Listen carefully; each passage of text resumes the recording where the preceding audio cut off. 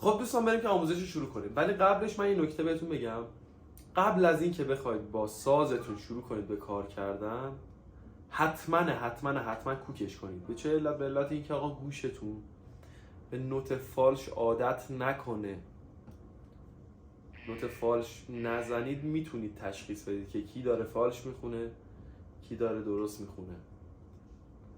این بیسیک ها، این چیزای بیسیک رو یاد بگیرید آقا، دیگه خواننده فالش خون نداریم ما دیگه کلا. حالا این کارو میتونید با تیونرهای فیزیکی انجام بدید، مثل این. میتونید با تیونرهای شیمیایی که حالا توی گوشی ها هست استفاده بکنید. فرقی نداره، ولی حتما کوک کنید سازتون. خب بریم برای آموزش مونگا. یعنی میخوای بگی تا حالا منو ساب نکردی؟ خدا وکیل. ساب کن بره جلو، برو ادامه کلیپو ببین. مرسی. ببین من اینو اول میذارم بدون که کل آهنگ همینه. کل آهنگ تشکیل شده از یه لوپه. لوپ چیه؟ لوپیه وقتی که مثلا یه سری از آکوردها، یه سری از نوت‌ها رو تکرار میکنی بهش میگن لوپ. یعنی کل این آهنگ میشه چی؟ میشه یه این لوپی که میخوام الان برات بزنم. نگاه کن، گوش بده.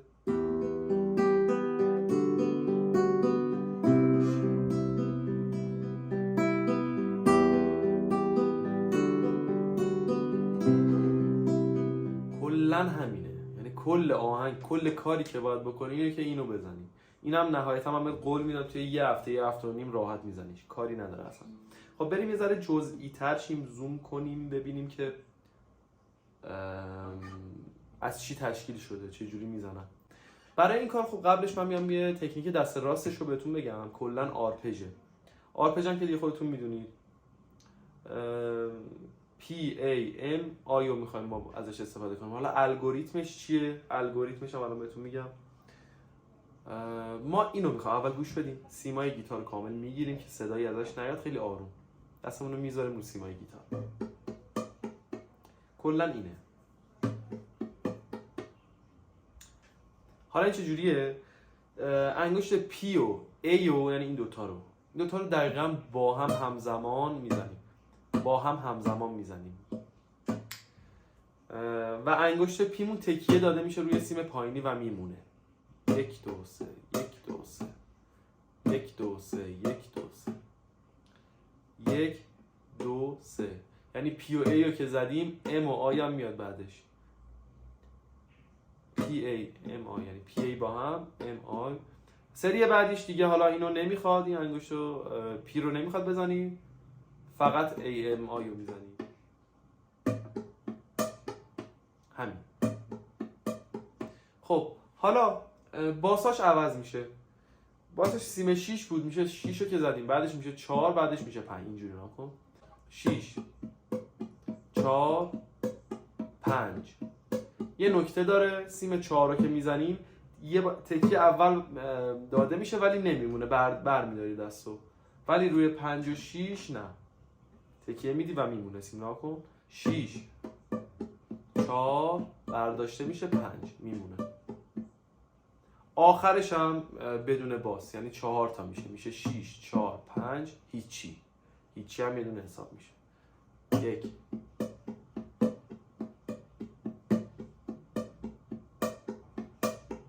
آخرش دوباره فقط با AMI میزنی. اوکیه؟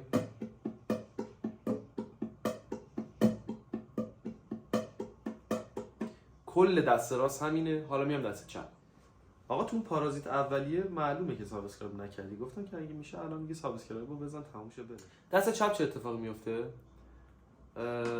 دقیقاً با همون الگوریتمی که دست راست داشت میریم جلو. سیم 1 فرت 3 رو میگیریم با انگشت 3 مون. اولیش.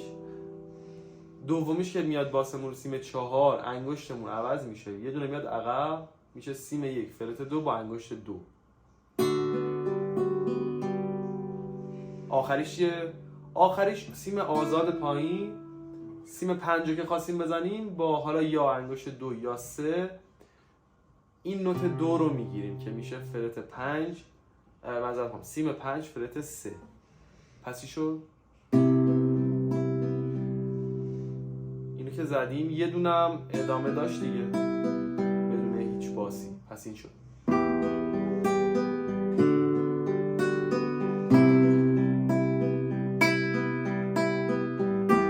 دوباره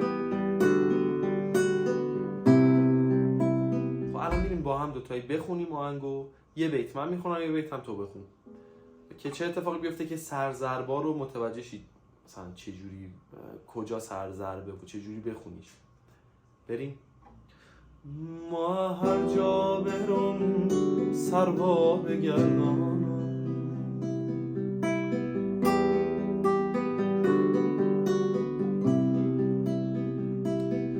تو چشای خواه سنبول میکارم،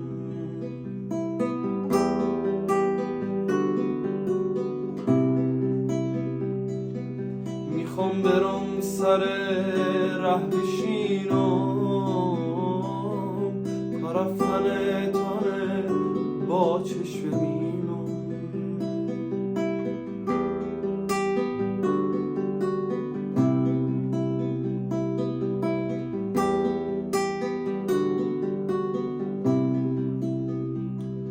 خب سرضرباش هم گرفتی چی شد پس.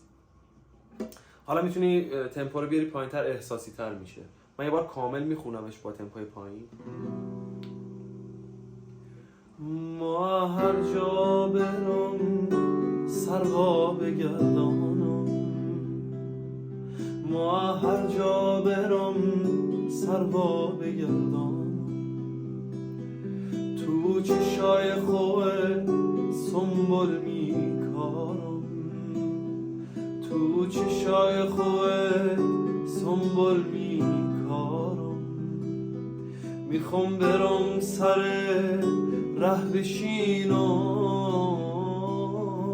تا رفتن تاره با چشم ببینم. میخوام برم سر ره بشینم، تا رفتن تاره با چشم ببینم.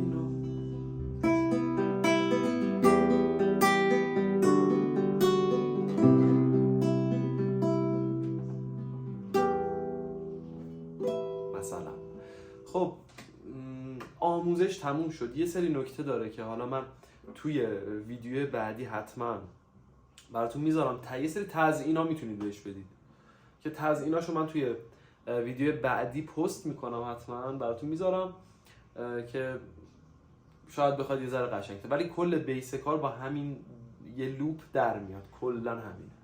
اصلا نگران نباشید. قطعا تشویق حضار رو خواهی داشت.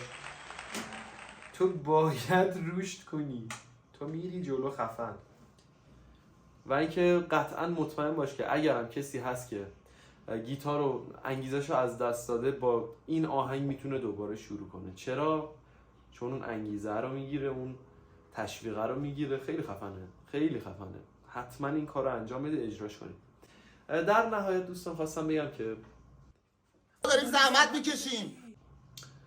مرسی که همراه من بودید تا همین الان. اگر که دارید میبینید الان این کلیپو، بدونید که خیلی آدم خفنی هستید و دنبال پیشرفتید.